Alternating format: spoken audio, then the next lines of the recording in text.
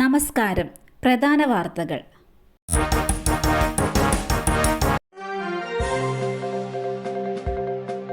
കേരളം നിയമസഭാ തെരഞ്ഞെടുപ്പിലേക്ക്. കേന്ദ്ര തെരഞ്ഞെടുപ്പ് കമ്മീഷൻ അടുത്ത മാസം കേരളത്തിലെത്തും. മുഖ്യ തെരഞ്ഞെടുപ്പ് കമ്മീഷണർ ജ്ഞാനേഷ് കുമാറും കമ്മീഷണർമാരും സംസ്ഥാനത്തെ ഒരുക്കങ്ങൾ വിലയിരുത്തും. ഏപ്രിൽ 2ാം വാരം തെരഞ്ഞെടുപ്പ് നടത്താനുള്ള സാധ്യത വിലയിരുത്തും. ഒറ്റഘട്ടമായി നടത്താനാണ് ആലോചന. മുൻ കേന്ദ്രമന്ത്രിയും മുതിർന്ന കോൺഗ്രസ് നേതാവുമായ സുരേഷ് കമാൽട്ടി അന്തരിച്ചു. വാർദ്ധക്യ സഹജമായ അസുഖങ്ങളെ തുടർന്ന് ചികിത്സയിലായിരുന്നു. ഇന്ന് പുലർച്ചെ പൂനെയിലെ ദീനനാഥ് മങ്കേഷ്കർ ആശുപത്രിയിലായിരുന്നു അന്ത്യം. അദ്ദേഹത്തിന്റെ ഭൗതികദേഹം ഉച്ചയ്ക്ക് 2 മണിവരെ പൂന എരണ്ട്വാനയിലെ കമാൽട്ടി ഹൌസിൽ പൊതുദർശനത്തിന് വയ്ക്കും. തുടർന്ന് വൈകുന്നേരം 3:30 വൈകുണ്ഠ ശ്മശാനത്തിൽ സംസ്കാര ചടങ്ങുകൾ നടക്കുമെന്ന് ഓഫീസ് അറിയിച്ചു.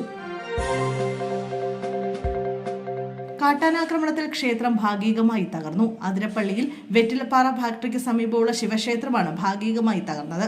ക്ഷേത്രത്തിലെ ഗണപതിയുടെ പ്രതിഷ്ഠയുള്ള ഭാഗത്ത് ഒഴികെ മുഴുവൻ വാതിലുകളും ആന തകർത്തു. ഇന്നലെ രാത്രിയിലാണ് കാട്ടാനക്കൂട്ടം ഈ പ്രദേശത്തെത്തിയത്. തൊട്ടടുത്തുള്ള തൊഴിലാളികളുടെ വീടും ആനക്കൂട്ടം തകർത്തു. ഇന്ന് വെളുപ്പിനാണ് ആനക്കൂട്ടം കാട് കയറിയത്.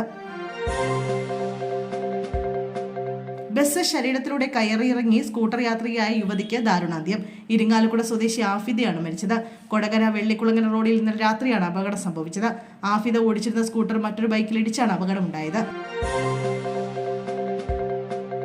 കേരളത്തിൽ സ്വർണ്ണവില കുതിച്ചുയരുന്നു. വെറും 2 ദിവസത്തിനിടെ 2200 രൂപയുടെ വർധനവാണ് രേഖപ്പെടുത്തിയിരിക്കുന്നത്. ഇന്നലെ 3 തവണയായി വില കൂടിയതിന് പിന്നാലെ ഇന്ന് വീണ്ടും പവന് വിലയിൽ വർധനമുണ്ടായി.